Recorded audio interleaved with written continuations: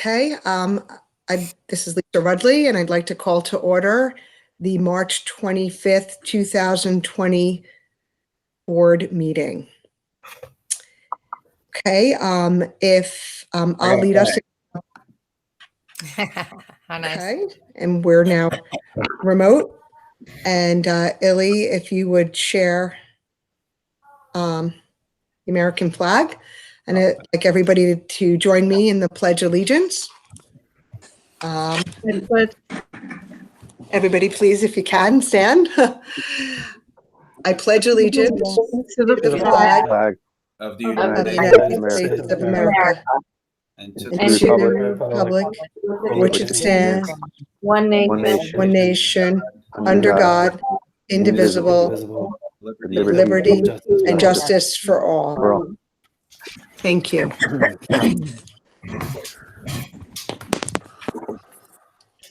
Okay. I'd like to, before we go into the budget presentation, Dr. Sanchez, Carrie Ann Sipos, and Brian Alm will, and I think we're still waiting for Alita. I just realized Alita's not in yet, but we'll start with an update from Dr. Sanchez. And I just want to start off by thanking everybody in our cabinet, on the call, and all of our faculty for the Herculean efforts that everybody has put into the last couple of weeks and everything that they do all year long. It's just been tremendous coordination and effort to help out our Ossining families as well as balancing their own families. So I just want to start off by saying thank you so much from all of us on the Board of Education and from the Ossining community. And with that, I will pass it over to Dr. Sanchez. Can everyone hear me okay? Yeah. Okay, so I just want to echo the thank yous. Just wanted to provide you an update regarding our work and how we're adjusting as a result of the impact of the coronavirus on Ossining, but obviously it's having an impact across the state. And so I start with gratitude. I want to just thank everyone from the Board of Education to our staff, to our families, community members, and our students for all their work. Everyone's had to adjust, care for each other, and at the same time provide services in a different way. And I think we've come a long way. There's still adjustments we're making to support families and students and staff, and we'll continue to do that as we proceed. But our buildings and ground staff has been exceptional. Our clerical, our administrators continue to adapt. Our food service, our volunteers. Just today, they served about 180 families through Feeding Westchester, where we've always had that partnership. But that's the largest number that we've had in terms of distribution, and many, many more. And our staff has started to adjust with their virtual work in meeting the needs of students.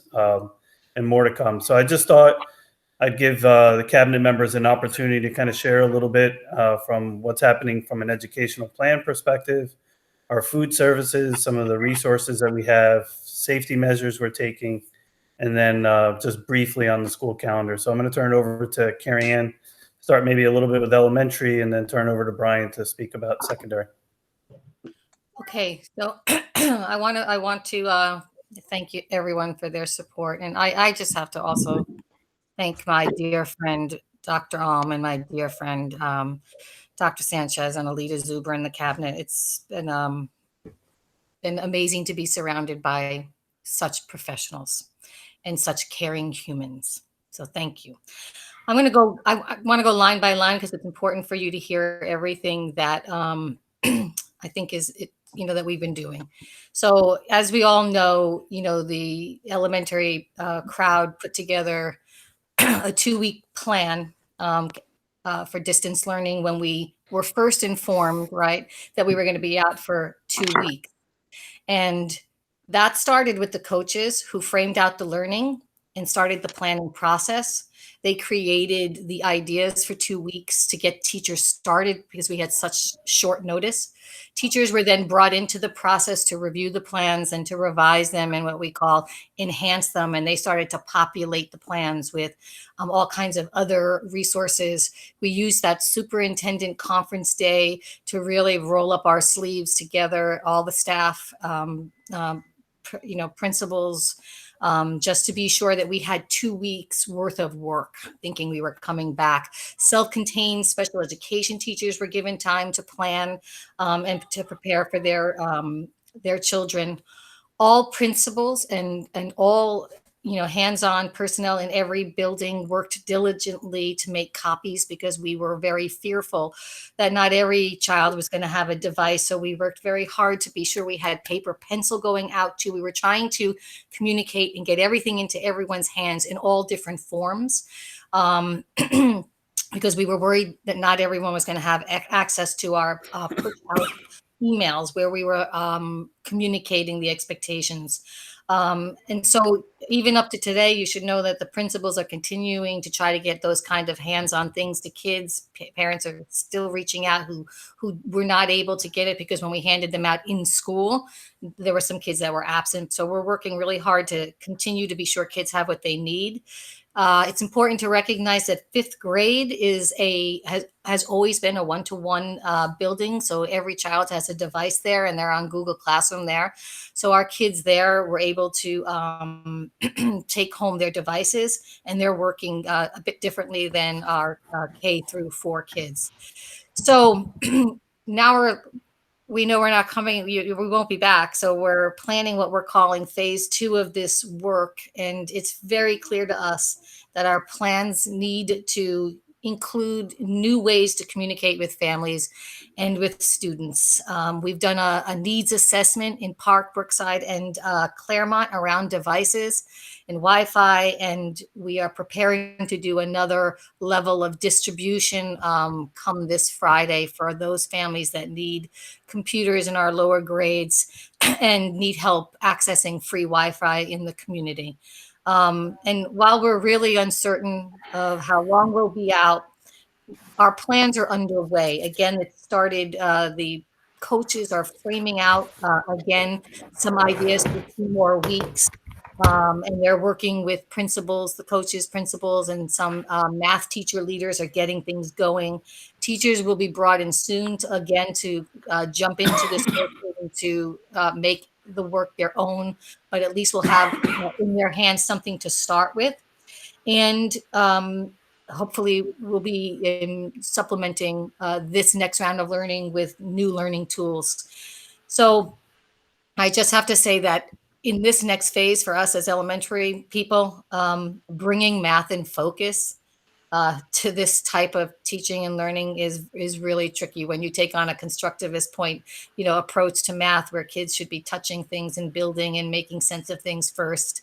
It's a little bit tricky. So today, the elementary principals and I had an hour-and-a-half hangout with 3 consultants from Math in Focus. And we were saying, what do you guys got? What are you working on? How can you help us, kind of thing. And they were actually very, very helpful. The ed platform that they have, we dabble in it. We use it a little bit. We use it in certain places. And that platform appears to have lots of opportunity for more interactive math experiences for our children.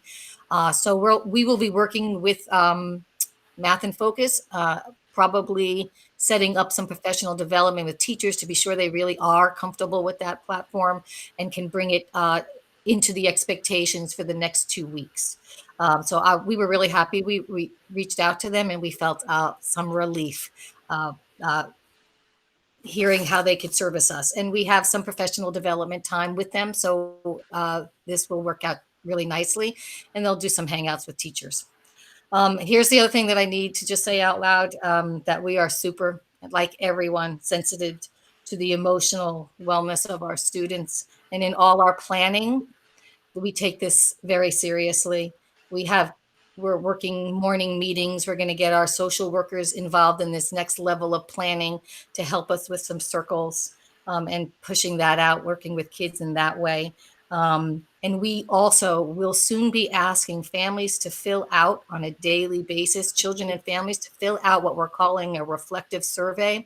And in that reflective survey, we're asking them how they are doing, how they are feeling, because we want to stay on top of any of the emotional and, the well-being of our kids. And we want to be able to provide them with the resources they need if they're not feeling good.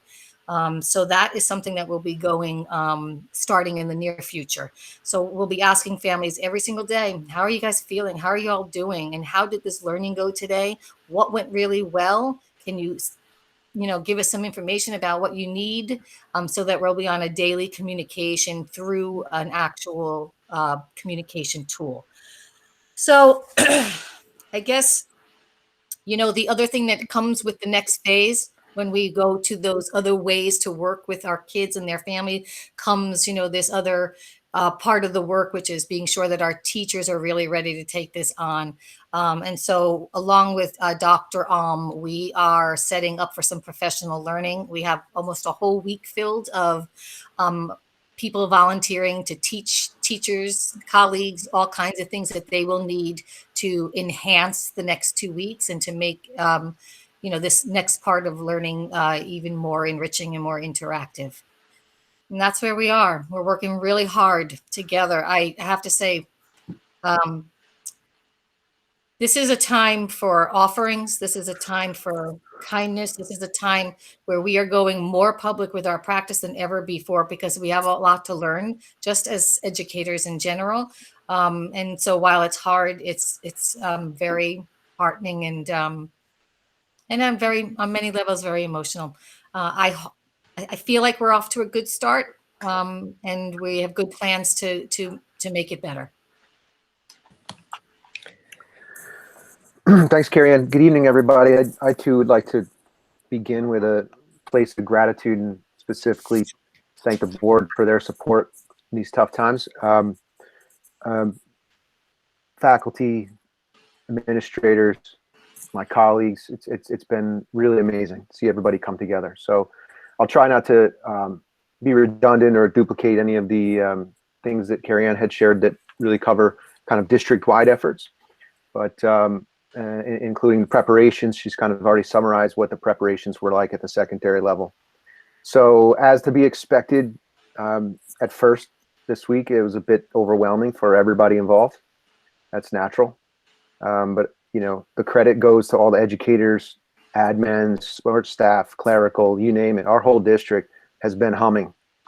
We've all been leaning in and making magic happen. So by all accounts, with all those challenges, it seems to be going quite well, and better than we could have ever imagined with just the short amount of time to prepare for this. Students and teachers are working hard, and they're communicating well, and we are engaging in virtual school or distance learning as much to the extent that's possible. And so as we go forward, this family check-in that we sent out today is going to be extremely helpful in shaping the directions for phase 2. It's going to really carefully inform for us, monitoring workloads and making sure that we're hitting the exact right amount while tending to the social emotional needs of our students. So starting tomorrow, similarly, we're going to be implementing student self-check-in. So that way we have a good sense of how it's working for every student, but also be able to identify students who haven't been able to check in or might be disconnected. And Friday, we'll also be starting an attendance structure on the faculty side, so the faculty be able to log their attendance from their perspective of students, a level of engagement, while at the same time we have a student kind of self-reporting their level of engagement and how they're progressing with their work. We also have a kind of an SEL check built into that student check-in, so we will be able to more quickly identify students that need a little extra support, whether it's a teaching assistant or a clinician or somebody or a guidance counselor to reach out to them. So our goal is the same as our goal always is, right? Our goal is to be able to monitor our student experience, our ongoing, we'll call it a virtual culture climate, and our goal is really to continue to maintain a personalized education to the greatest extent that we can. And a part of that is going to be doing everything we can to remove any barriers that exist to that personalized education. So that's our ultimate goal. It's the same as it always is. Carrie Ann highlighted these PD offerings that we're very excited to be able to roll out to the staff district-wide. And I know that a lot of peer-to-peer collaboration going on a daily basis. Folks giving in their own meets and their own kind of professional support to one another. Our administrators have been very engaged with the various departments and subgroups associated with our system, whether it's the clinicians or guidance counselors. So, there's a tremendous amount of communication and collaboration going on. And we're really excited to move into phase 2 and to be able to continue to support our students and improve our level of support. Hang on, we have a 2-year-old. I got to get rid of him. I'll be right back. Hey, All buddy. right, so I thought maybe right now Alita's joined us and she would just give a quick update on our food service. We know that, as we look at providing services, we've been doing some of this already with our regular day, but there are a lot of needy families. So credit to Alita and Star who've worked to try to lift this program. So Alita, do you want to share an update? You're gonna have to unmute yourself too.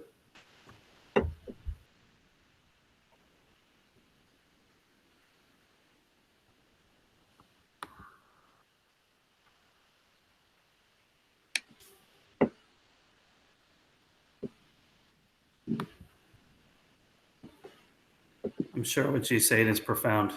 You need to unmute yourself, Alita.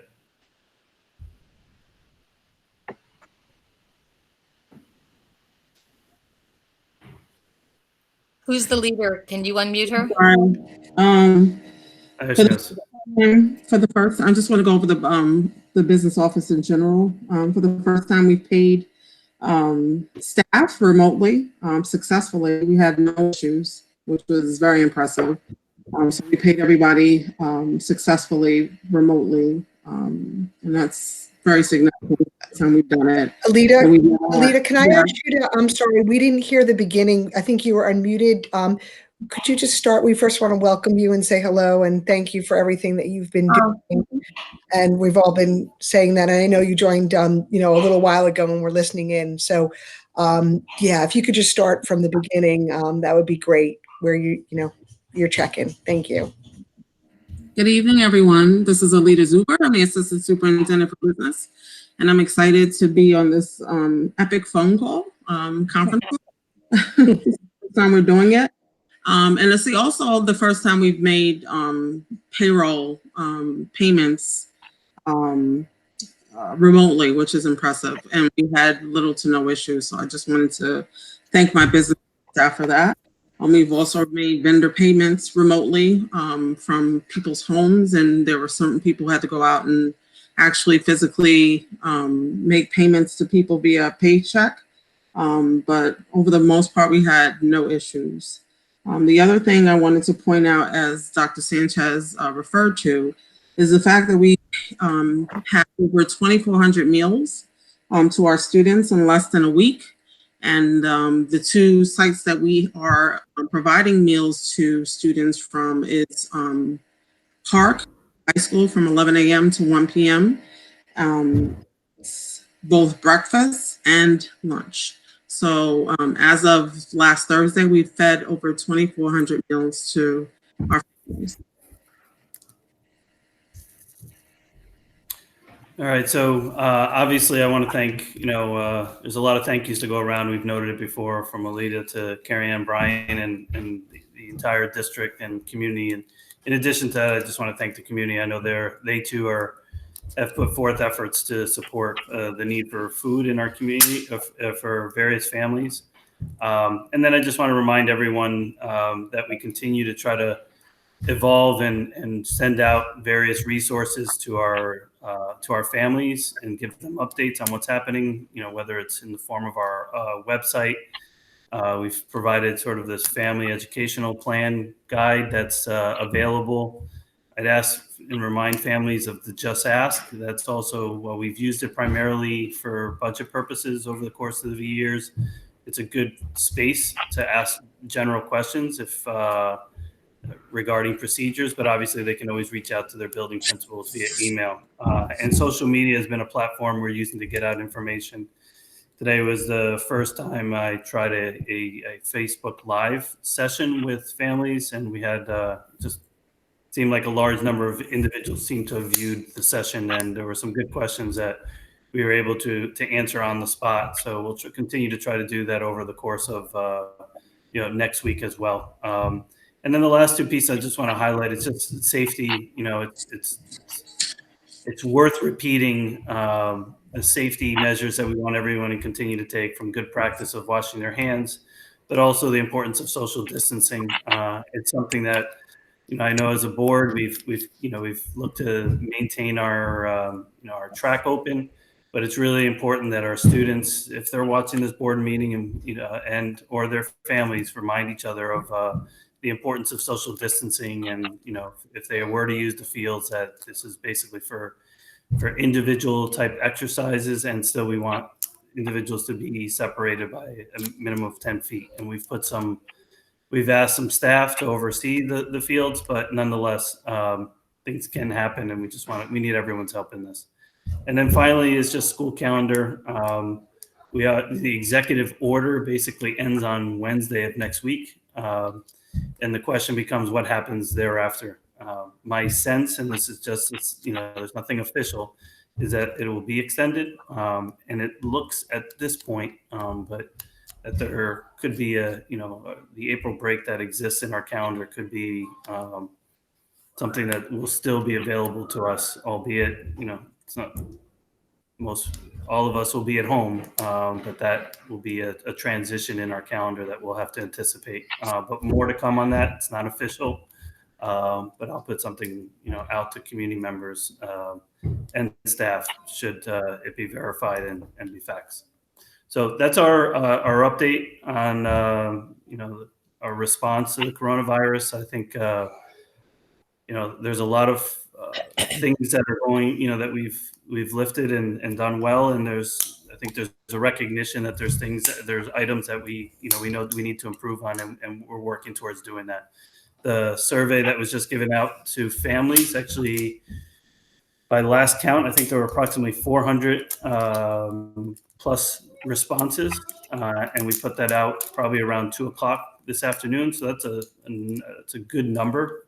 We don't get that even if we leave that open for a week in most surveys. So, and there's just some good information that, as we continue to evolve and hear from families in terms of what's working and not, that we can use in our future plannings to help support them and make the important adjustments that are necessary during this period of time. So, that's more than an update. That's a full report. So I'll just open it up for the Board of Education for a question or comments. Okay. Thanks, Ray. Just anybody, if you have a question, just feel free and ask it. Just unmute your microphone. Can you hear me? Yeah. Yep. So I went to Craven Jamaican today, actually, just to get food, and the owner said that he wanted to donate some hot meals to the district. How would we go about doing that? Yeah, I would say right now the best individuals to the point people would be Megan Massa Giacomo and Kim Mauricio. But if he contacts me, I'll put him in touch with the right person. Okay, I'll shoot him a text. Thank you. Can I just add one other thing that I think is worthy of reminding everybody that we did? So we created a distance learning document for families that I think you all have seen, that has a little bit of information on everything that parents and families might be asking about, from ACTs to APs to the way things are going. And I just want to remind everybody that that document is available too for families. Can everybody hear me? Yes. I think that I wanted to first say more than anything else is that I know that we consider our EMS and our police officers and our nurses and our doctors as sort of frontline workers, but I definitely consider our teachers and our administrators and the staff of our school district frontline workers as well. And I know that people are personally, arguably putting themselves at some degree of risk by handing out meals and preparing things for families and making sure that our families are connected. And I'm extremely appreciative that people are doing that and willing to do that. And I am praying for everybody, and I am hoping that everybody is staying safe. And I just wanted, to the extent that anybody is watching this, I would just want you to, I'm seeing videos and I'm seeing pictures of people being warriors in our community, and it's not going unnoticed. And I'm extremely appreciative of that. And I'm extremely grateful and appreciative of the fact that all of this is totally unprecedented in terms of like the remote teaching, everything else, and that it is extremely difficult. So I'm grateful that I know we're all working really long hours and we're balancing a gazillion things. So, that's sort of my expression of gratitude, and I just wanted everybody to know that. And I am very, very hopeful that we will look back on this moment, and I am hopeful that it will be brief and it will be nothing more than a paragraph in a history book someday, and that we'll remember it as one of the most challenging times in our lives, but our children will remember it as exciting and something that they found new ways to connect to each other and their parents in. I mean, I guess that's my hope. So, along those lines, in terms of just thinking about the elementary students, that's the universe that I live in. It has dawned on me over the last, because I've been doing the home school for 8 days now. And it has dawned on me that the way that it is shaping out is some of our youngest learners are very visual and very auditory learners, and they're now being expected to learn sort of like a reading-based format, and it's very challenging for them. I know that we're looking into it. I just felt like I had to say it out loud. That in it, I understand that there is some pushback regarding video technology, and I'm hoping that we can get there. I really, truly am hoping. I know early intervention is actively doing telehealth. It's happening every day in my household. That's the Department of Health is agreeing to that. I'm hoping we can get there. If we can't, I'm hoping we can get to a point where we have simple 5-minute audio lessons that our learners can listen to, right? That will tell them. And I'm thinking this is a long-term thing now. My headspace is that we're going to be in this for quite a while. Even something as simple as this is the opinion question that I want you to answer, and go ahead and write it down, makes a big difference versus them having to read that and then realizing our parents who are juggling all these gazillion different things, having their kids being able to have access to even just an audio recording. I feel like would make a big difference. So I know you're looking into that, and I thank you for continuing to look into that. And then the specials at the elementary level as well. There are so many totally outside the box, creative things that can be done to keep our elementary students occupied for an hour or more. And I'm sure that our teachers are researching that and looking into it, and I can't wait to see what they provide. And I'm so grateful that everybody is spending so much time on this. So thank you, everybody. I appreciate it. Okay. Diana, I know you put a question on the chat. I'm just going to read it, unless Diana, you want to read it, but I'll read it in right here. The families that are eligible for childcare for first responders and healthcare workers, have they begun to use the facilities that we've partnered with? Yeah. Yeah. Good. So I'll speak to that. It's taken us out. We've reached out to over the weekend, we had another survey, or actually a request, to let us know if, in fact, they need the childcare. It hasn't been easy to meet that requirement because of just internal staff and their interest in participating. Obviously there's some apprehension and concern about their own well-being. But we've secured a partner. We're in the process of solidifying some of the necessary staffing and other requirements. For example, we have to make sure that there's a nurse to take the temperature of each child that enters the facility. So we're working with our nursing staff. We've reached out to Open Door. We actually even reached out to OVAC to see if they can assist us in that, in meeting that requirement. So if all goes well, we'll be ready to go early next week. So I'll share more specifically with the board and obviously the families that have made the request. The challenge is meeting some of the age requirements, and also I would say generally students with special needs, and sometimes there are one-to-one requirements. I would say that's just another challenge that we have to overcome and figure out collectively. So that one has been a real monumental lift to find someone and at the same time meet all the requirements that are necessary. Early next week, though. Okay, thank you. Anybody else?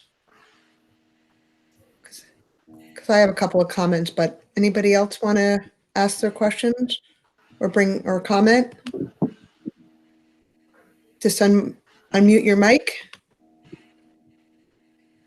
All right. Well, I just want to, first just say in general, distant learning, being that we just all got this up and going in the last, or, have even tried in the beginning of this week, it's, how difficult it is. And I think what I heard out of everybody saying is that the biggest thing was, how is everybody doing? How are the children doing? How are the families doing? How are your colleagues doing? How are each of you doing? That's really important. That's the first and foremost that I think I'm recognizing, and I see that everybody is putting that first and foremost.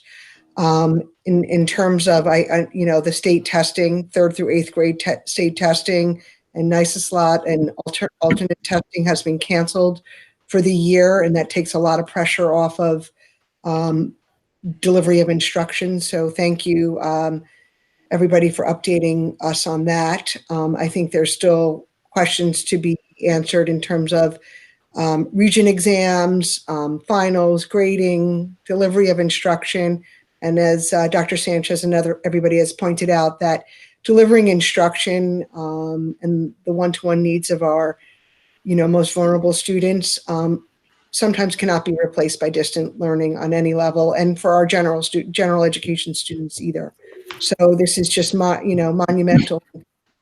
Just wanted to say that, and thank everybody again. And we know that every day is a new day and new challenges. So the expectations, are just to make sure that everybody's doing well and doing okay and getting what they need. So thank you for that.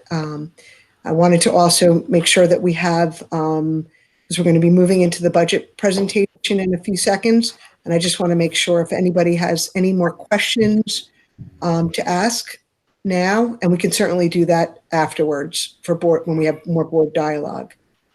I'll give everybody a second. If anybody I just had a quick comment too. I've been going on Facebook Live every day and doing a virtual read aloud. So if that's something we want to communicate to our kids, they're more than welcome to, and trying to do that at least once a day. Mostly pre-K to 5th graders. So any other ideas that we have or we could do to try to continue providing the sense of normalcy, doing the read aloud, stuff like that, I'm open to. Okay, great. Lisa, there was one thing I wanted to add. I don't want to interrupt you though. And that was only, I've just been contacted by some parents in the dual language program and special education kind of asking for more direction from the district about both of those and what they should be doing or can expect. So I'm just bringing that forth. Thank you. Yeah. And I also just want to add thank you to the district for thinking about all the privacy concerns as we're doing distant learning and all those challenges that go into that with our children and educators being on online programs and the importance of the protections there for everybody. So thank you for keeping that also first and foremost, because in haste, we don't want to do anything that, we won't be able to shift back. So thank you for keeping that. And for Mike Hanna, we must say, our director of technology, who has just been, extraordinary, and his team in helping people get their technology. So, and I know, and even helping us get this board meeting up and going along with our district clerk, Illy Ortiz. So thank you. So if we have no more questions right now or comments, I think it's good that we move into the budget presentation.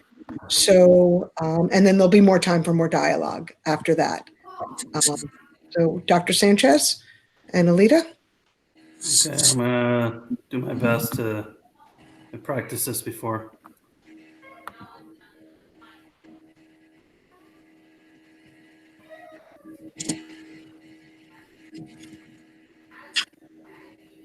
Clearly I didn't practice enough. Are you sharing the screen? Yeah, I have to share my screen, right? And then you click on the, Yeah, I'm looking for my box. Okay, here we go. Sorry.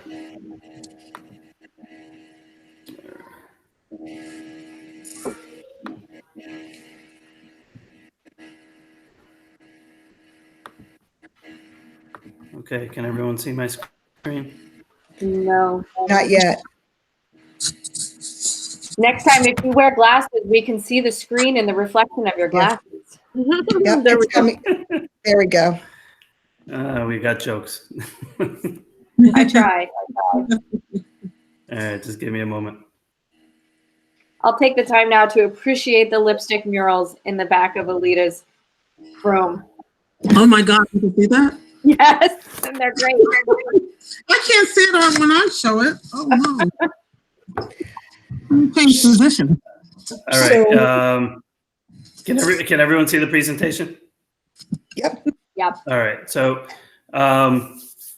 obviously it's a continuation of our budget discussions, but things have changed significantly since we last met. And so there's a lot more questions and answers embedded in this presentation. I know that we've started on a journey where we thought we were going to basically come to an end and iron out some details, but there's still a lot of unknowns that I thought would be really important for us to discuss and talk about. So I'm just going to start off by, clearly I've shown this before, but even with all the discussions and everything that we've noted, everything starts with our children. It's been the focus of the discussions just earlier related to the impact of the coronavirus on our district, but also just in this budget process, and we can't forget that. It's a quick reminder. The other just essential piece, and this is more of a broader question, is what is the impact of the coronavirus on our budget? We talked about what it's having related to our lives and how we've had to instruct differently, but there are some impact on the budget, on our state, and likely trickling down to our work here in the school district. So this was a direct quote. You can see the source. It's cited on Thomas DiNapoli, our New York State Controller's website. And I'm just going to read for the board and eventually for the viewing audience. He notes that we estimate that revenues could be $4 billion below projections of the executive budget. We cannot rule out a more severe recession, however, or additional stock market declines, which could lower the outlook for tax revenues significantly more.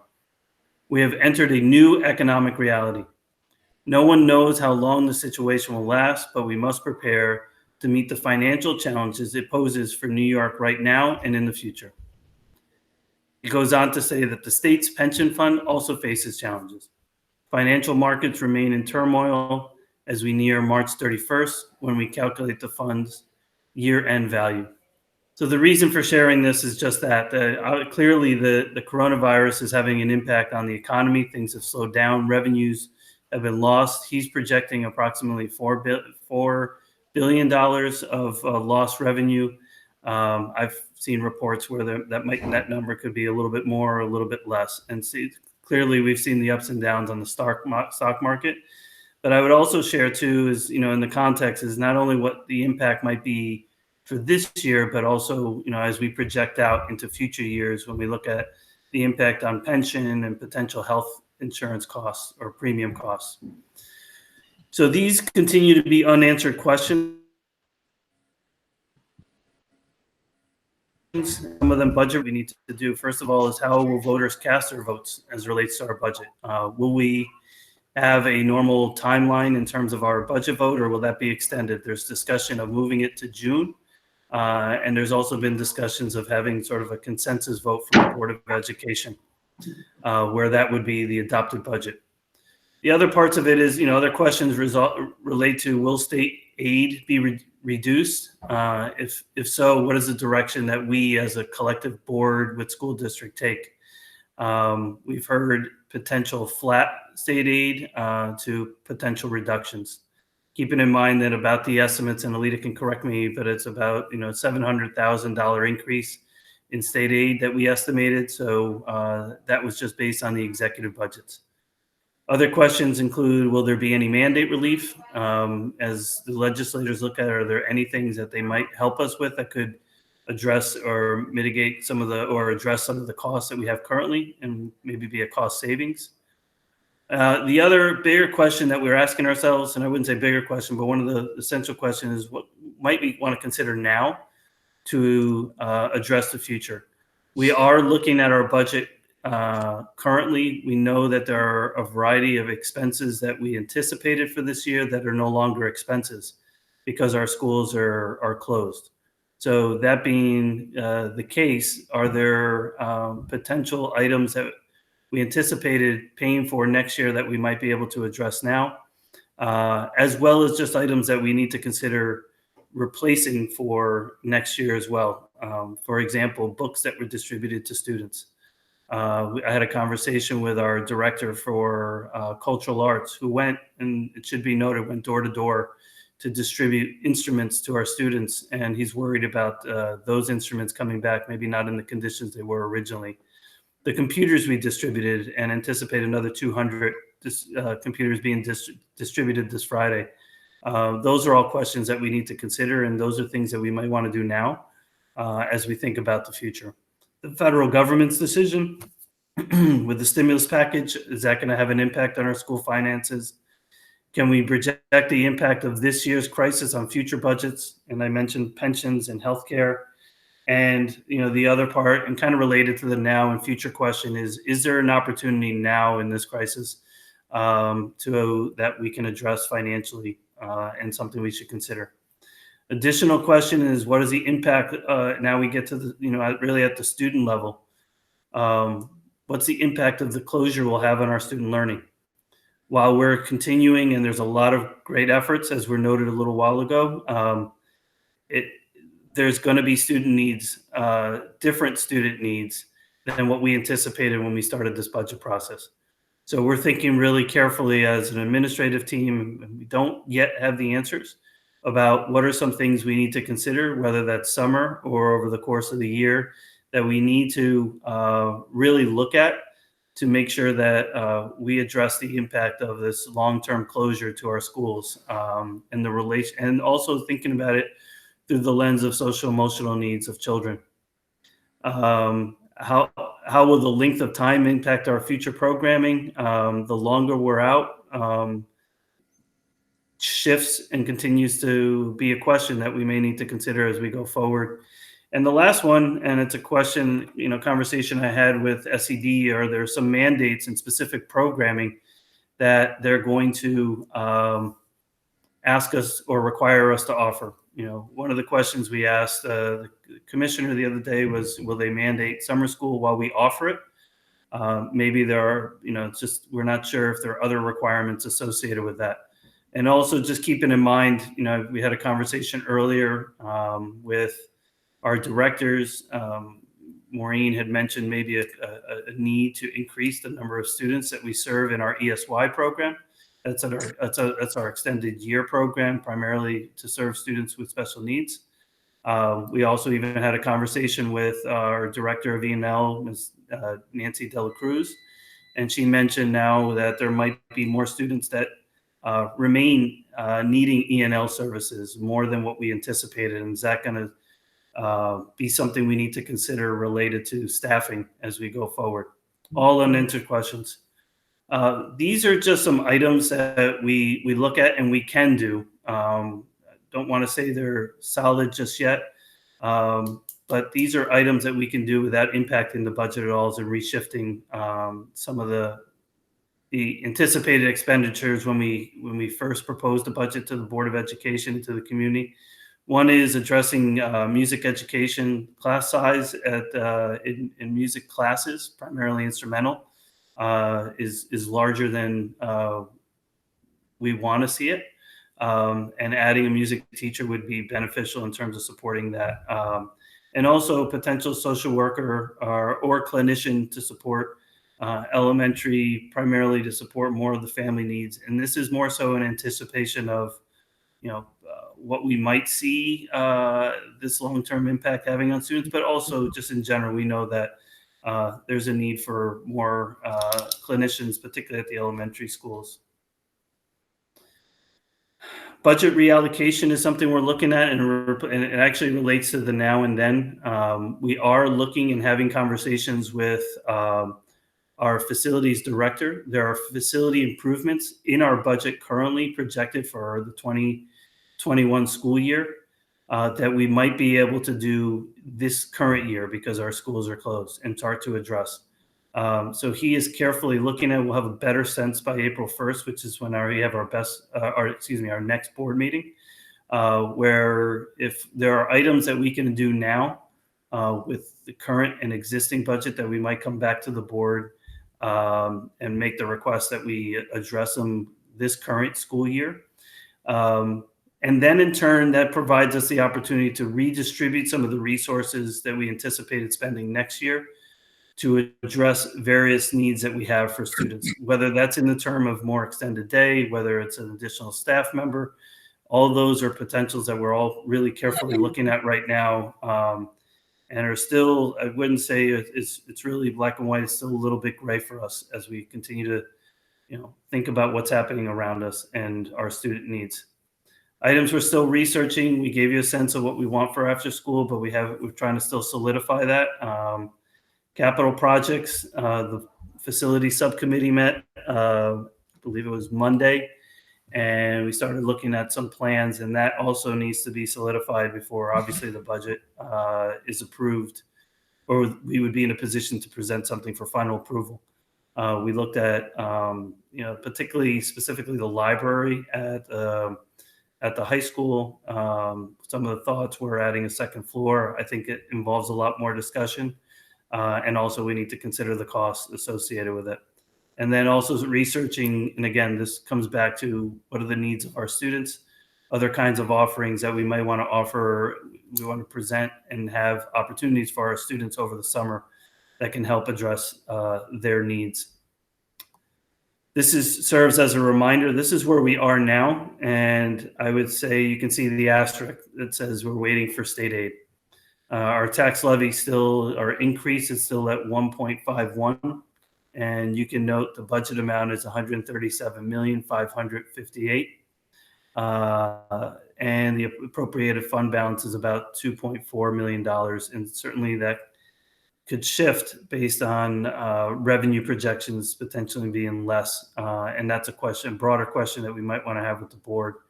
If in fact we lose revenue, the questions might be either using more appropriated fund balance, cuts to the budget in terms of staffing, or I wouldn't say just staffing in various other areas to fill the gap of lost revenue that we may have seen. So those are all questions to have with the Board of Education.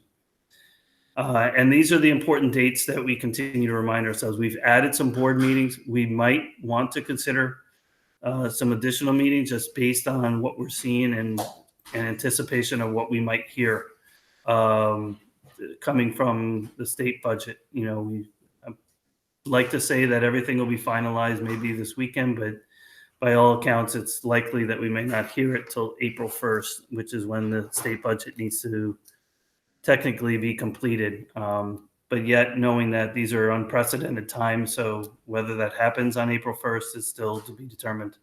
But we hope that everyone remains engaged, and that April 19th, I say too, is also subject to change and more likely to change than remain on the 19th. And clearly, we just want to thank you and engage in a discussion with the board around these sort of major questions and just additional thoughts that you want us to consider, because there's a lot of, clearly there's a lot that's been changed in this period of time. So I'll open it up for questions. Thank you, Dr. Sanchez. So feel free to unmute your mic and ask your questions.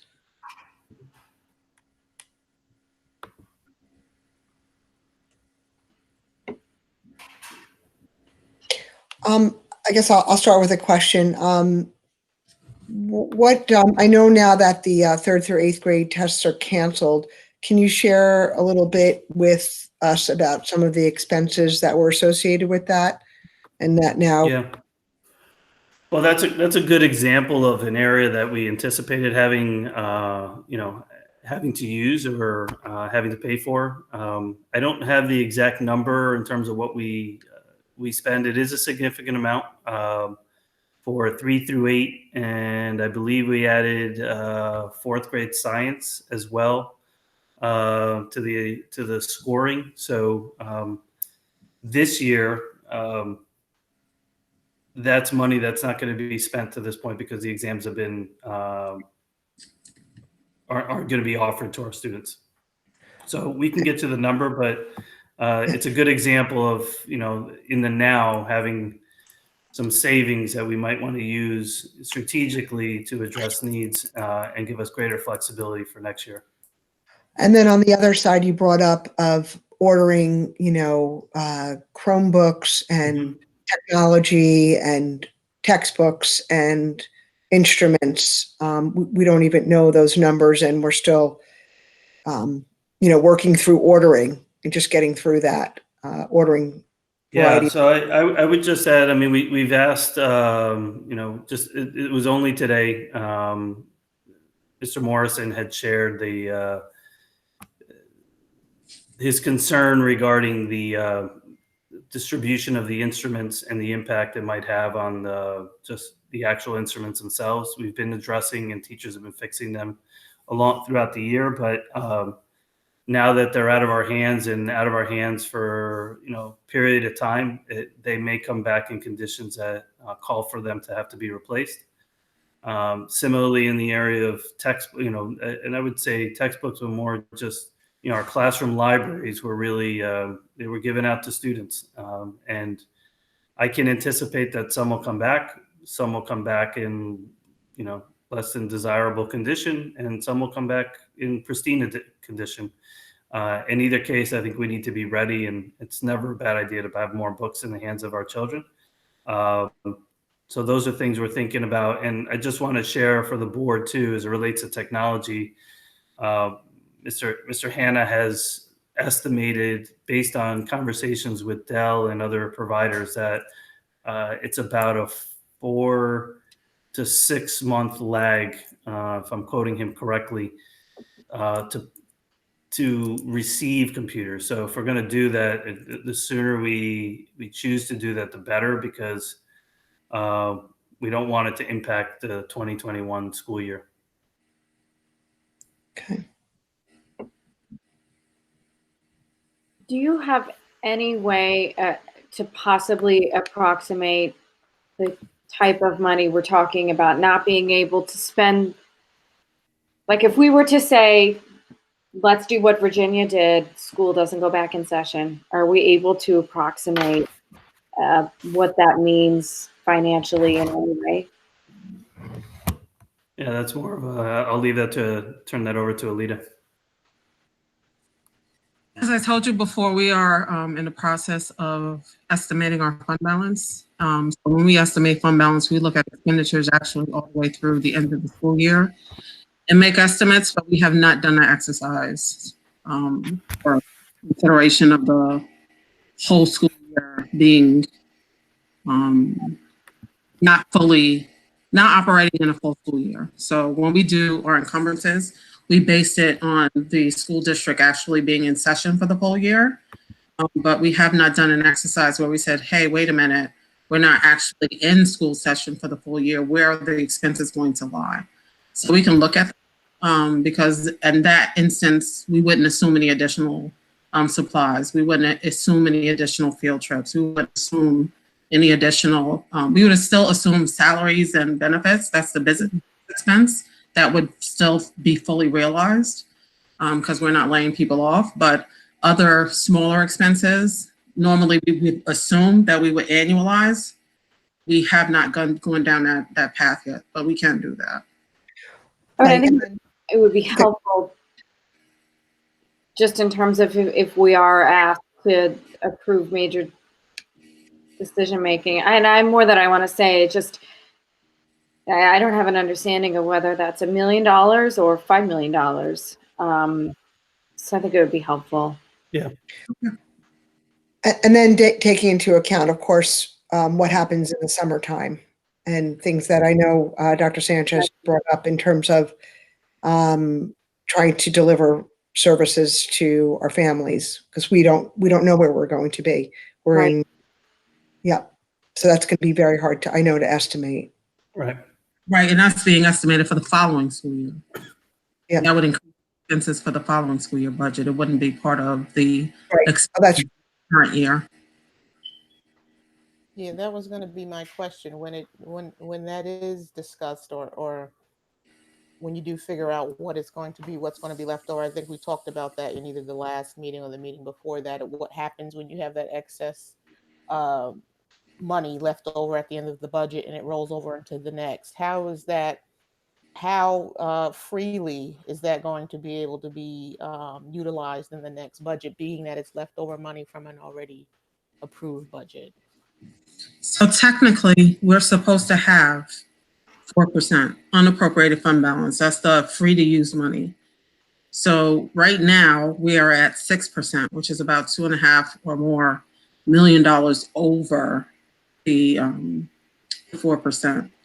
So technically, we are only supposed to have about $4 million freely to use for the following year's budget. So if you take that into dollars, that's about $5 million or $4.5 million. That's all we're supposed to have left over. All the other additional amounts that we would have left over, say we ended the school year early, is supposed to go into different accounts or go back to reducing the tax levy. So if it has to go into either tax cert, it has to go into our encumbrances, like if we plan on purchasing things and we encumber the money this year, we can do that as well. That's part of reserves. It has to go into our other reserves. So that's where it has to go. But technically, we're only supposed to have about $5 million left over for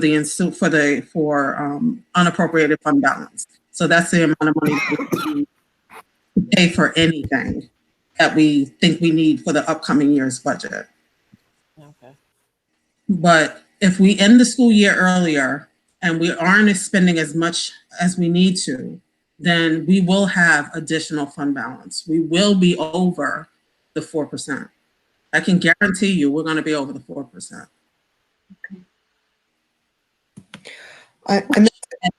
At least not considering what we're appropriating for the following year. We know we're already over. So we're going to be at least over that amount, not considering the amount that we are appropriating for the ensuing budget year, for the 2020-21 budget year. Right. And then there'll be a shift also possibly in the reserves and what's needed in terms of an economic Correct. that you'll, Correct. in terms of even people having more grievances with taxes in their property, and then what we need. Yes, that's all of that. Yes. We normally do that in June. Right. So that we have to take that into account. Okay. Yep. Can we use those, like the funds that we're saving right now? Can we use those for capital projects? Yes. That's basically what we're looking at right now. We're looking at some facilities improvement. For example, there was a need for a new PA system at Claremont School. Just using that as an example, that's anticipated expense that we would have for next year.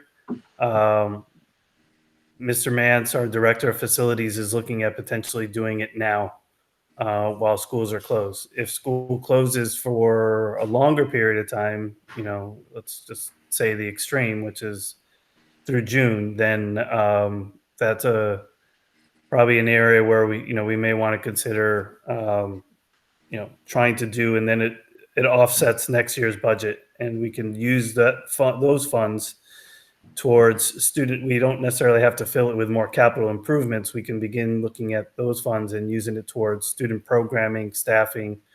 There's greater flexibility, is my point. Can I go back in time a little bit?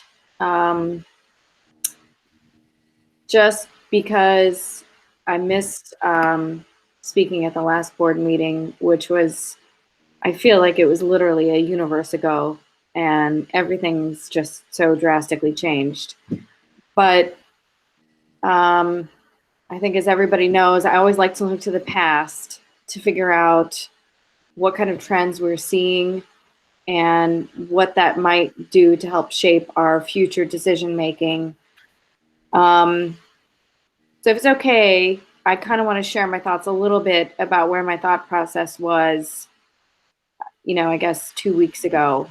And that was that, in general, I'm extremely grateful that over the past number of years, we have typically budgeted conservatively, assuming sort of a worst case financial scenario, which has been, good for many reasons.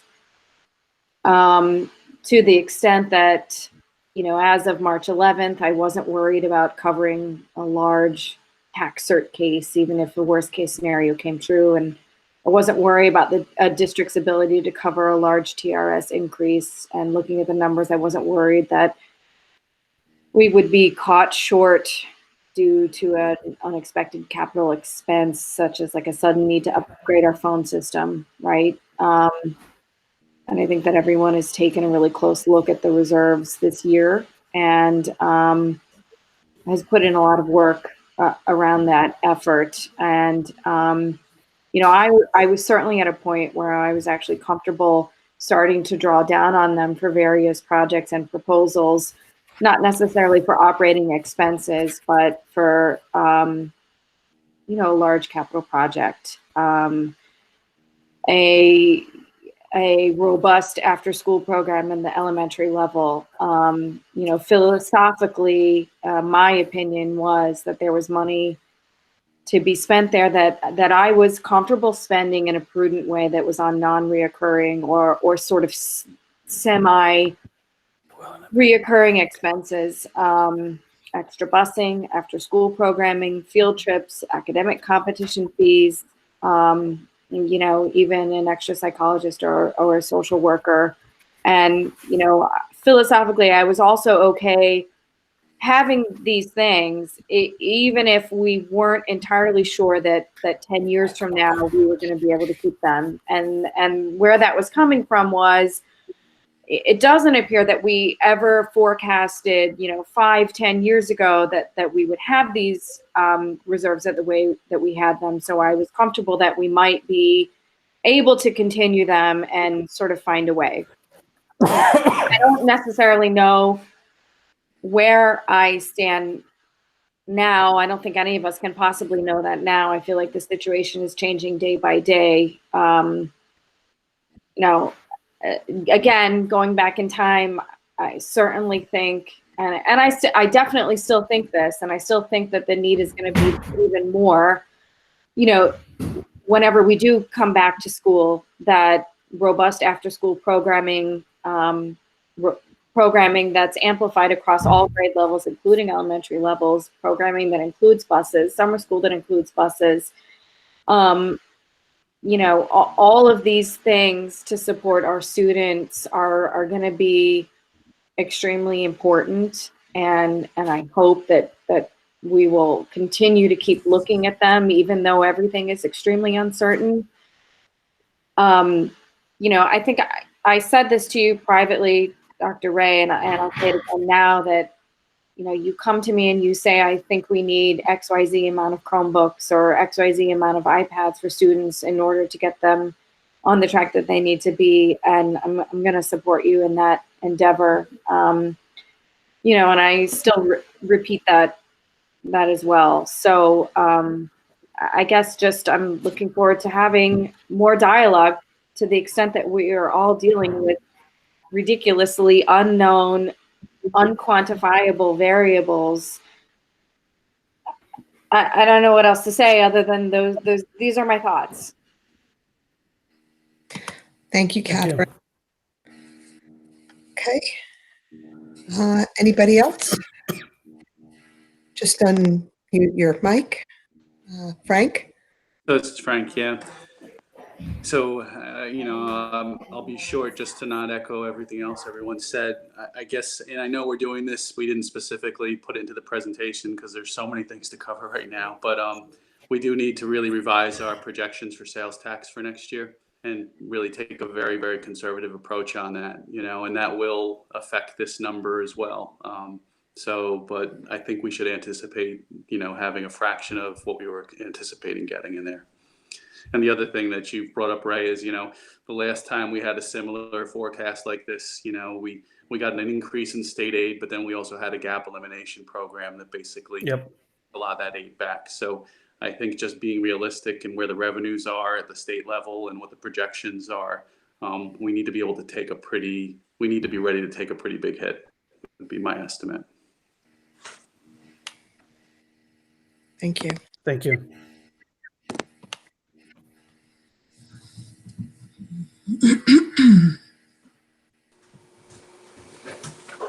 I'll go.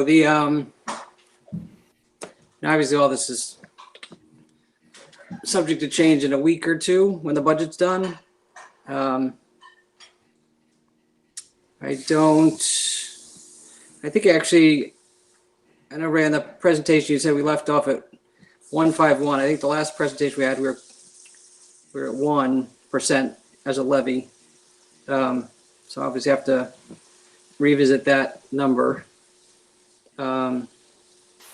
Sales taxes, there's gonna be a bunch of things where, like, sales tax likely will be lower next year, but this year and the, I guess, piece of the year before, we've been collecting more than we bought. We didn't budget for it, and we got it. So it's figured out in the budget logistics. Like, we know we have extra money from this year that we're not using from sales tax, that in theory you would use to offset next year's sales tax shortfall. So you don't actually really have a shortfall. I just don't know budget wise how you work through those logistics. I think there's some, it's whatever, 2-3 weeks into this.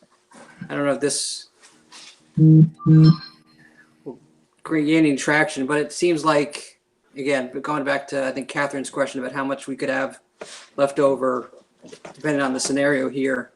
But we've had 3 or 4 million left over every year for a couple of years that we've allocated place, and obviously this year will be a good year to allocate money to TRS, to the max, to offset some of that hit in the future. I know we talked about facilities, but it's a lot of districts are going to, again, in the worst case, there's no school scenario, which I obviously will have time to absorb, I guess. There'll be a lot of districts that have leftover money from this year that you could use to offset next year. But if you do it, the tax cap you can't. Like, you have the money, but you can't use it. So it's too soon to worry about legislative fixes, but it seemed like there's a conversation there with Albany to say, potentially, we have money left over from this year. You have to work with us to let us use it for next year. But we'll see how that plays out. I think, and we talked about more meetings. At the end, when we debrief, we can talk about facilities. It seems like we're going to need a couple of meetings I don't know if they're necessarily long meetings, but just to keep updating the full board on the facility options. And as we know more from architects and costs, there are definitely some pretty big moving parts there that we don't want to get too close to our deadlines. We don't know what our deadlines are. So we'll see what that is, but there's some big dollars. And again, if there's there's more money left over from this year scenario, we might want to look at more facilities options with some of that money for next year. I guess summer school is the same thing. It's that question of, and Alita, I just don't know how to do this in the budget, and you don't have to explain it to me necessarily right now, but it's just that question of, can we put an extra, I don't know, $500,000 in the budget using fund balance that we would anticipate having left over from this year, even if we're over 4%, knowing that might cover, the unanticipated or the required summer school programs that we want to and need to have as a result of this current issue. Again, it just seems like there should be a way to take the money we're not spending this year, if we're actually not going to end up spending it, and use that money to fund the program next year. I just don't know in the budget mechanics how to do that, but seems like the money there. So I think on the more meetings, again, I don't think they need to be long, but we have a lot of moving parts in the next month or so. And then if this is the new normal with school board meetings being remote, it won't be as painful to get on for a call and do that more frequently. That's my opinion. Yeah. So I just want to clarify. Greg, you had mentioned the being at 1. That was an option that we presented that we could do. It didn't seem like we had a consensus just yet, but Alita and I presented that something that we showed how the budget could be at 1 if we, but it would be at the expense of taking some things out from the budget. So, and we can revisit that conversation as well. Okay. Yep. Okay. Want to give some others some opportunity?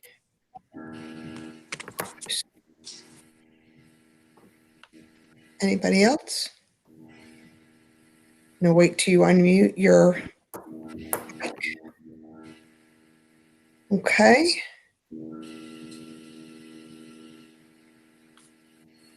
All right.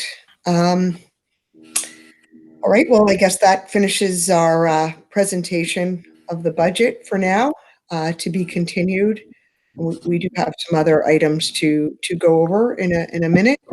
If I could, I think one of the comments that was brought up, and I'm happy to work with Lisa Ely is the I think the term lots of moving parts is I would say on some level maybe an understatement or underscoring some of the things that we still have to address. So, we can look at the calendar again based on where we are. And, this break is here because we normally have our April break, but we may want to consider, just because facilities is worthy of conversations, as well as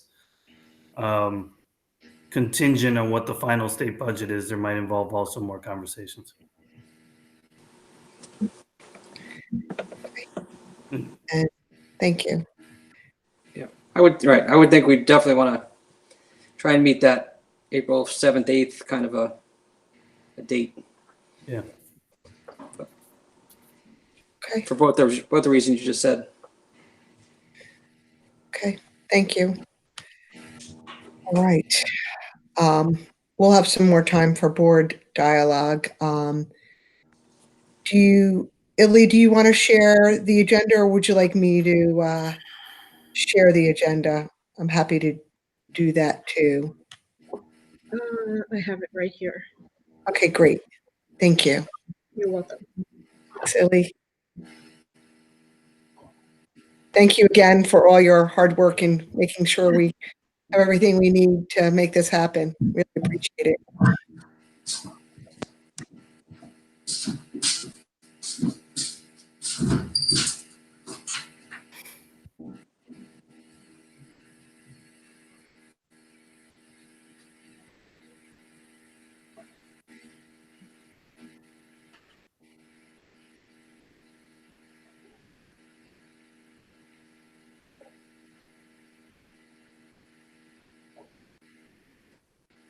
Illy, we still can't see your screen. I guess you're still trying to share it.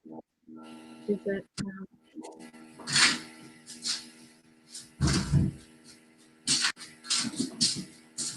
can you see it? Not yet. Did you stop sharing your screen by any chance? Sure. Or if anything else, I can show my There we board go. agenda. We have it. We got it. Thank Okay. you. Okay, great. All right. So just want to, okay, so we're going to be moving into the business of the board. We need to unmute, right? Yep, if everybody can unmute. Okay. And I'd like to take a motion to vote on resolutions 4.1 through 4.4. So I'd like to separate out 4.3. Okay. So we're going to separate out. So we're going to take, we'll start with a motion to vote on 4.3. So moved. Second. Any discussion on 4.3? And I will read it. Resolution to approve the minutes of the regular meeting of February 26th, 2020. Any discussion? All in favor? Aye. Aye. Aye. Opposed? Abstentions? I abstain. Okay, thank you. I take a motion to vote on 4.1, 4.2, and resolution 4.4. So move. Second. 4.1, resolution to appoint additional consultants for the 2019 through 2020 school year. Resolution 4.2, 4.2, resolution to approve the minutes of the special meeting executive session of February 5th, 2020. 4.4, resolution to approve the policy 5100 student attendance, comprehensive attendance as a second reading. Any discussion? I just have one question on 4.4,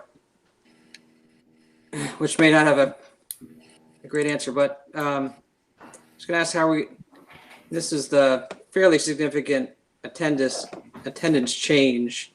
So I was going to ask what our communication plan is around it, which given our current status is a whole new light. So the answer may be, we're just going to wait and see how things play out and communicate it then. But I was curious if we've thought past the approval of this yet. And if the answer is no, because we got other things to worry about, that's fine.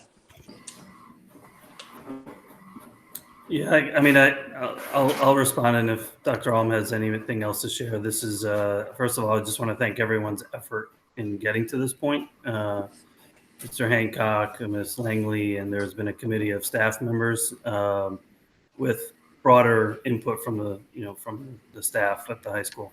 So it's been internally communicated. I think, right now, I'm not sure everyone would be ready to receive or be prepared to read through this in detail in light of everything else that they're reading from us and the emphasis on, the learning that's taking place right now. But we'll talk to the building and see how we begin to message this in a strategic way and in a meaningful way that people are paying attention, because it is significant. You're right. I guess it came up a couple days before school got closed, where people were in that dilemma, which could be an again of, for safety reasons, I'd like to leave my kid home, but there's a debate about, if I'm missing too many classes at the high school level and my kid not going to get credit, which I know we haven't been kind of unofficially announced we weren't doing this year, but I don't think everyone got the message. Obviously, until we passed this, we hadn't come up with a new version. So we just want to be sensitive to it if schools open up. It's somewhat relevant to that process. Right. Understood. Okay, so then we have these three resolutions on the floor. Any more comments? All in favor? Aye. Aye. Opposed? Any opposed? Abstentions? Okay. Moving into our section, regular meeting, curriculum and instruction. I'd like to take a motion to vote on 5.1. So moved. So moved. Second. 5.1, resolution to accept recommended placements. Any comments, any discussion? Okay, all in favor? Aye. Aye. Opposed? Abstentions? Okay, moving into the regular meeting, business office matters. I'd like to take a motion to vote on 6.1 through 6.3. So moved. Second. 6.1, resolution to approve the January and February 2020 Treasurer's Report. 6.2, resolution to approve the budget and revenue reports for January and February of 2020. And 6.3, resolution regarding the disposal of broken musical equipment. Any discussion? All in favor? Aye. Aye. Aye. Any opposed? Abstentions? Okay, thank you. And Ellie, if you could move down the agenda just a little bit for me, that'd be great. Thanks. Great, thank you. Okay, I take a motion to vote on resolution 7.1 and 7.2. So moved. Okay, 7.1, resolution regarding professional staff tenure appointments. 7.2, resolution regarding professional staff appointments. Any discussion? All in favor? Aye. Aye. Opposed? Abstentions? Okay, Ray, you might want to, Yeah, no, I'd like to just take a moment to, we have a special education educator at Claremont School that is receiving tenure. If she's watching, we want to congratulate it's Ponce for Benzo, sorry, for her tenure. She's been in the district for a number of years now and has done an exceptional job. And we just look forward to, obviously, many more years of service here in the district. So congratulations. great, yes, congratulations. Okay, so that's all we needed to vote on for now. As everybody knows that we are recording, well, everybody here knows that we are recording this and we will be putting this on the website and our YouTube channel for folks to review this board meeting. And then there are places they can email Dr. Sanchez or the Board of Education with any questions. Also, we have the Just Ask email as well, but the press release went out with the emails of the Board of Education and Dr. Sanchez for any questions once you review this. And now I would like to just open this up for continued board committee reports and board dialogue. So if anybody wants to report on, maybe this is a good time to, I mean, we did go over the facilities committee, which I know met virtually this week, but any other committees that I don't think met since the last we had our board meeting, but please jump in.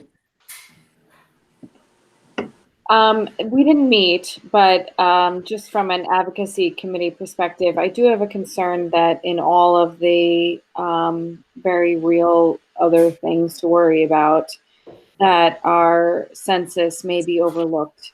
And that's really important to our representation in Albany. And, you know, I don't know if there's a way for that to be conveyed to our educators to sort of encourage families to be looking at that. Honestly, I'll just say from personally, I almost threw it out in the mail when it came to the house. So I'm concerned that it's not going to get filled out and it's going to affect us. So I'm just throwing that out there from an advocacy perspective and saying we haven't discussed it as a committee. Just from the census perspective, before everything happened, we did have a census in the schools week, and I through and others went through the different classrooms, and we did sit in some of the sessions where they were discussing the census, specifically at the middle school. So there were activities before the break about the census. So I don't know if you're aware of that. We were supposed to. We took pictures and everything so we could see what we were doing, but I don't think that it went out OBLAST yet. But we did do that, so we can just reconnect with people about that. I don't know from my perspective, we can do it in the classroom, but we can think of other things to do outside of the classroom to kind of talk about the census and talk it up again. Yeah, I think it might be something to explore. Yeah. It would help us. I appreciate it. It can be lost in everything that's happening right now. So we can think strategically about, you know, making sure we do our part and educating families about the importance of it. And there were significant efforts before. We just have to adapt now a little bit and remind everyone. I think we may have a unique opportunity where parents are more connected into the education of the kids more than ever before, and encouraging teachers to kind of connect the census directly to families would serve us. It could be a silver lining. I think it could serve us well. It's fair. Thank you for that. It did. Yeah, I mean, Somebody published. If we can include in the OBLAST, basically the link to the online census, so that way people can get to it whether or not they got it in the mail. It's a good idea. Okay, Greg? Well, two things. One, somebody published the census number response rates as of yesterday, 2 days ago. Austin Village was at 18%, which had us in the bottom 10 lowest responses in Westchester. 12 was the low, 28 happened to be Briarcliff, which was the high. So we're kind of in the middle between the low and the high, but I don't know where the town of Austin is, but certainly could use some work. Yorktown is 26. I know people were supposed to go to door to door starting, I think, April 1st, which now will not happen for a while if people didn't respond. I I guess just a little more on the facilities, and Frank or Kathy, you could add more. Anything else? I think, we did look at, I think last time you saw the budget meeting, a version of the high school library kind of redone. And I think the conclusion the other day was that that might add a little bit of capacity, but not a tremendous amount. They looked at adding a full second floor, which you had some openings. You can kind of think of, circular and other openings. So it wasn't, as if it was a completely different world up there. But a full second floor, not a half floor, a third floor. Thought it looked intriguing. There's no cost numbers to it now, so it's a tough conversation to have because we don't know what the costs are. So that's our next step, is to get some cost numbers to see where it is in the realm of feasibility and what you're getting for what you're paying. But that was the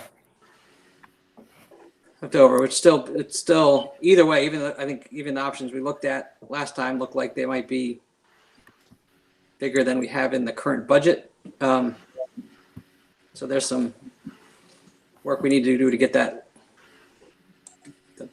the budget, whatever we decide to do, we need to get aligned with the budget numbers. Right. So, just tying back to the whole census, the push to get the census out there. I know, thankfully we were kind of ahead of the curve on that already with a big push that was going out throughout the whole community, not just with the school community. But I think right now, I don't know who would do this, but I think it's key to try to be creative with the messaging this time, because you're facing people who are basically, if you look through it through the lens of the hierarchy of needs, you kind of have to find a way to tie that census into it, because right now people are worried about physiological and safety nets at this point in time. And so finding a way to kind of tie the benefits of the census and being counted to the very real concerns that people are facing now in this climate, especially here in this community, I think will help people to kind of give it the time of day and to take time out of their day to go online and fill it out, because it's not for nothing that the numbers are really low. Maybe they would have been kind of low anyway, but I think you really have to gauge it in the context of the fact that there are like some very real concerns that are distracting people, I guess, from this. And I guess finding a way to help them understand how this, the census can actually kind of make sure that resources are available even in the best circumstances or in the worst, I think is a key kind of effort, I guess, creative effort this time around, with kind of pushing out the messaging to get it filled out. I have just a couple of quick questions, but it's like regarding what are we thinking about as far as whenever the students do come back to school, and are we considering doing some type of, I guess, climate survey to kind of gauge where emotionally the students are going to be when they come back into the school, to kind of prepare the guidance counselors and mental health workers and even the teachers of how they can best, I guess, support that transition back into school? Is there, I don't know, I'm pretty sure there's something being talked about, but I just want to throw that out there. I think that would be a key resource to kind of not be blindsided by the mind, the mindset that a lot of our students will be coming back into the classroom with. Go ahead. Were you going to say something? Did you want to speak to that real quick on Yeah. the secondary level? Yeah. Sure. That's exactly kind of what we have in mind when we develop that weekly check-in that's going to start tomorrow. And then I'm sure that as time goes on, and they become more accustomed to doing that check-in, we'll be more pointed in our questions, right? Like right now, it just says, how are you feeling, and how are you doing, and how can we support you better with your remote learning. Those are the three basic questions that are in there now, but as time goes on, we'll be refining those and adjusting them, and the whole goal is to personalize learning and to remain in contact with our kids as much as we can. But that being said, our more robust panorama culture and climate survey was ready to go. In fact, we were the target week, I think it was probably this week is the way we had it set up. So that's clearly on hold, but we can easily adjust that to put some custom questions in there. So short answer is we'll have two means of doing that. And it is our intention, our full intention to do so. Okay. Just, I just wanted to add, Melissa, I think there's a part of this too that we have not necessarily put in place. Like some of the things that Brian mentions are things that are in motion now, but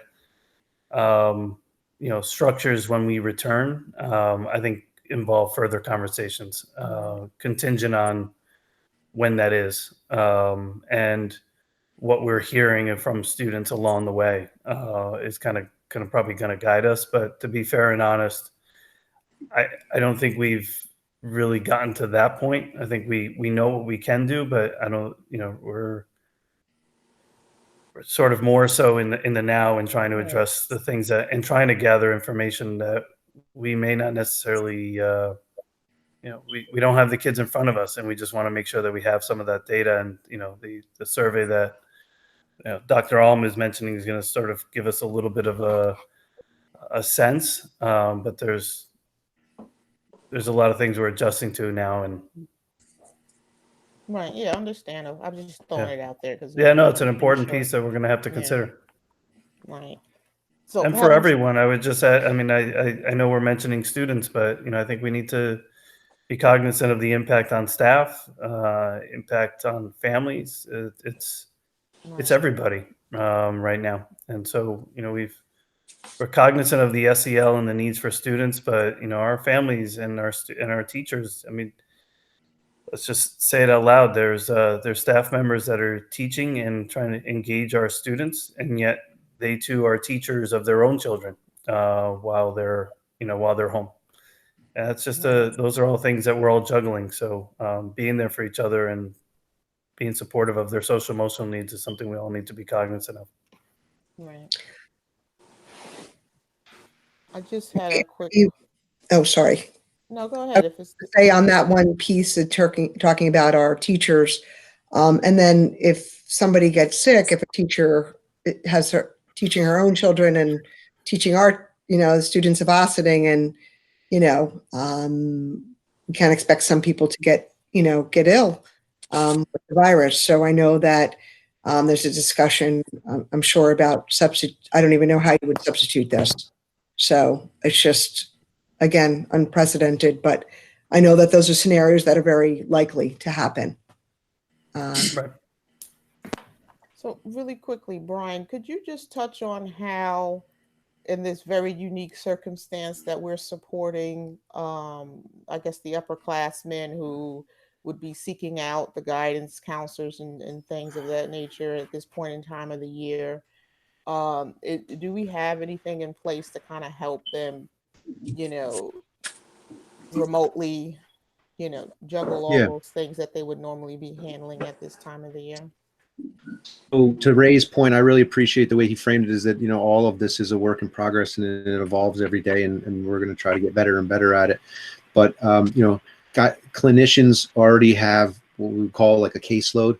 So they've been charged with checking in with the students they had already these established contacts with. Guidance counselors, similar type of scenario. And then it's our goal that this student check-in will help us kind of identify new students that might be struggling and identify emerging family crises as they happen.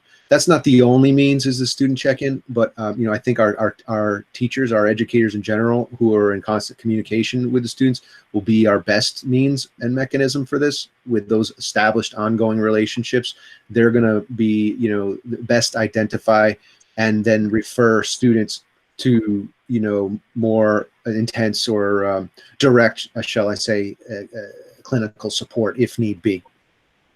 Right. I meant like academically, like, so like the juniors and, I guess normally this time of year, they would be a bit more hands-on with,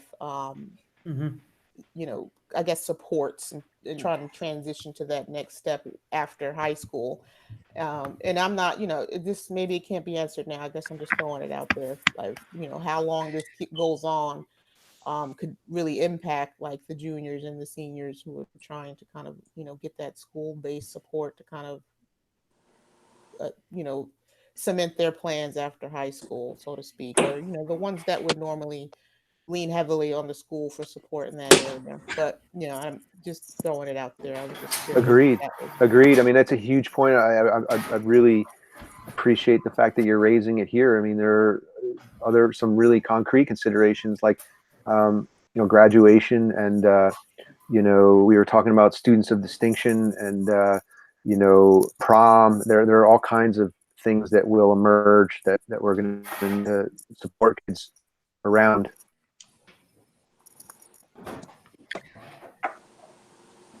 Thank you.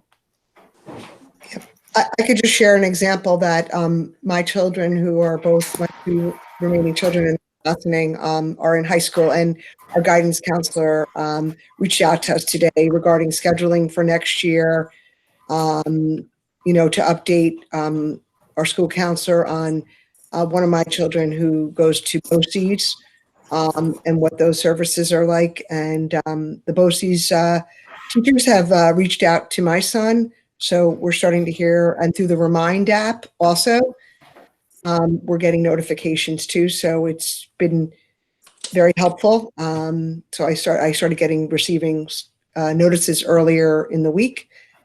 So that scheduling is happening for us right now. And I know that I also wanted to share that I happened to be able to sit on a phone call with a number of other board members throughout the Westchester Putnam School Boards Association component schools, and everybody's sharing a lot of different information and how variety of different schools are handling all of these similar challenges. And so I know that all of our schools are sharing with the colleagues as well. And I know Dr. Sanchez too, you're speaking to many, many superintendents as Carrie Ann and Brian are as well within the area, and how we're all kind of solving these issues together. But yeah, no, certainly if this is any graduation year, missing prom, graduation, spring musicals, championships, athletics, just tremendous. The list goes on. So we can't make that time up, but I know that there's going to be creative and innovative ways of how to help everybody and get through that. And I've heard a lot of talk about potential things happening in the summer, proms happening in early June and late June rather, and so forth. So there's a lot of creative ideas out there. And I trust in all of us to come up with that and to have that as offerings. I wanted to just share with everybody, there's a lot of, and I know we mentioned it in the beginning, and hopefully when the public will listen to this, there's a lot of food distribution channels happening.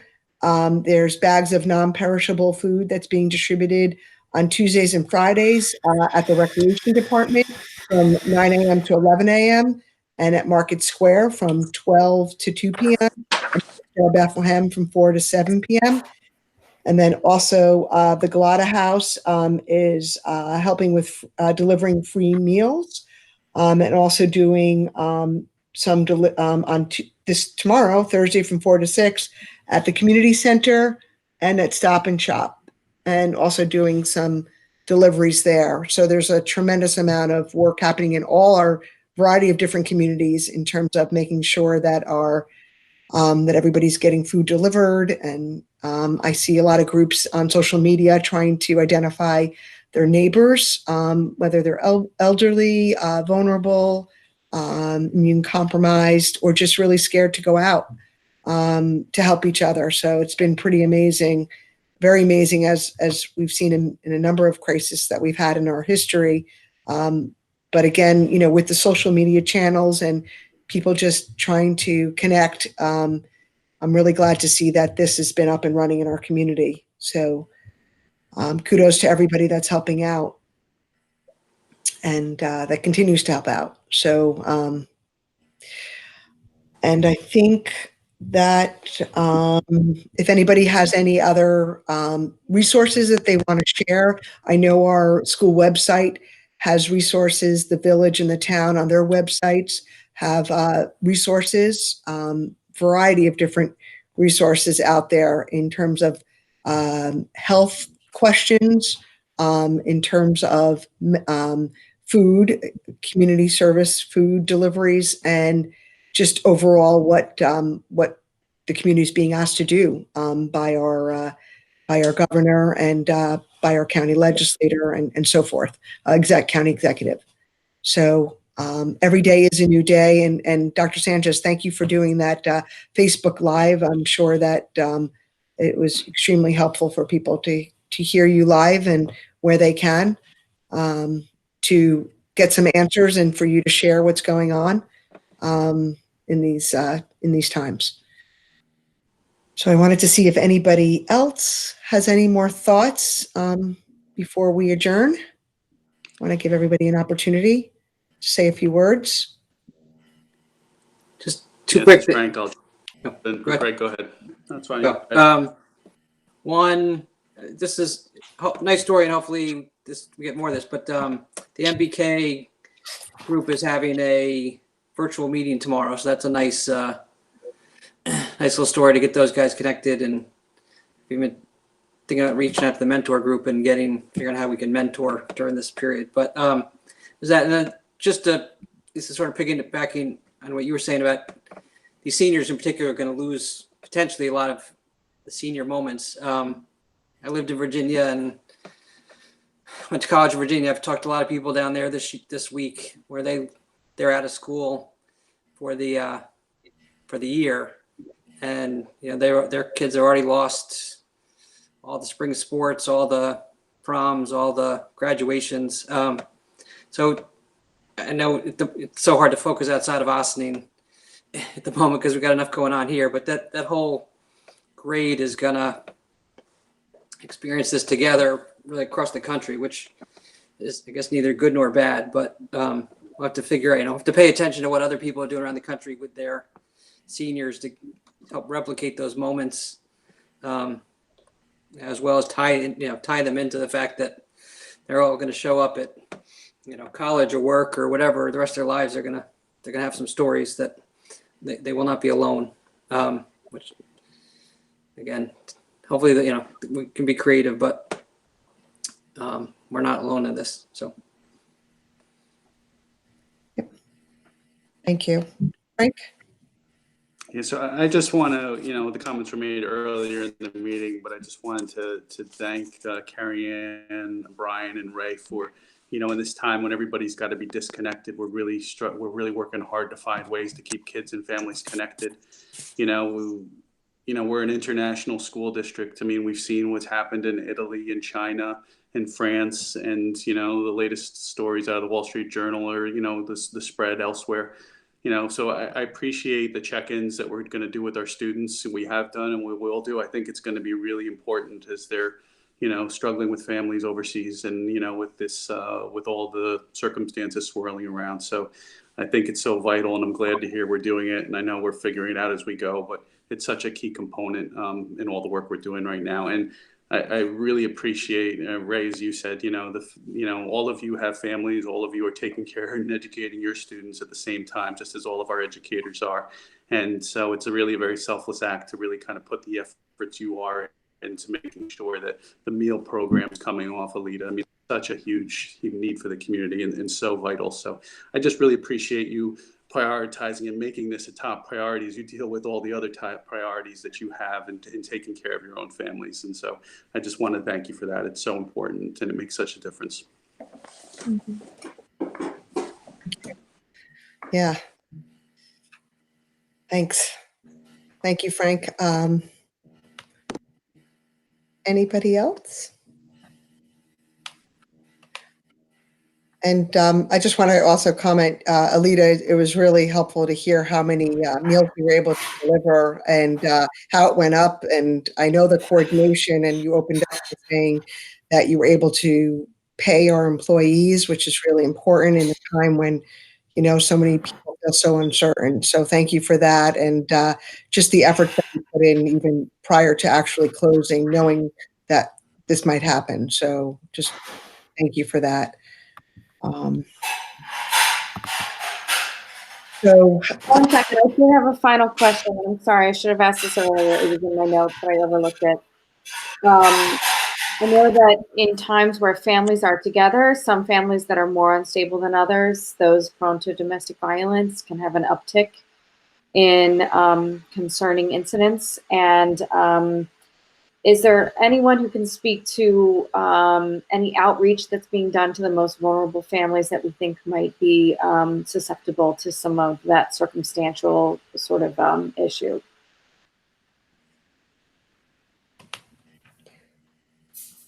Well, I think I did the best that I could to kind of cover that sort of thing a little bit earlier with like I said, established existing relationships that families have with our staff have with students, to the extent that we know about situations like that. As new ones emerge specific to that topic, you know, we have, you know, domestic violence hotlines, we have community resources available for that. But step one would for us to become aware of it as a school, so that we can refer, you know, families or our students facing a reality like that to other personnel that can go and do home visits and that can, you know, get them to a shelter if need be, all of the necessary steps that normally happen in situations like that. Thank you. right, and Andrus too. I know. Yeah, so Andrus has been a partner. They're still staying in touch with their caseload. You know, they're working as best they can to have both. I don't want to say they're having virtual, but I believe they are. But they're definitely connecting. Yeah. Yeah. So They're being invited to Peekskill, to their site. I think they have something going on in Peekskill with Andrus. Yeah. Our social workers. And our social workers are also keeping in touch with some of these families. We know some of our most vulnerable.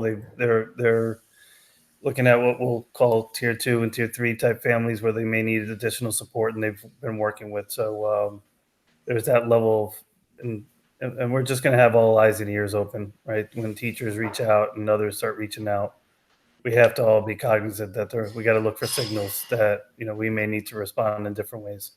All right, thank you. It's a good point, though. Okay.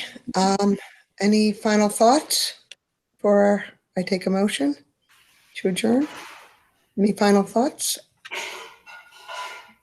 Okay, I want to thank everybody for being on this call and doing our board meeting virtually.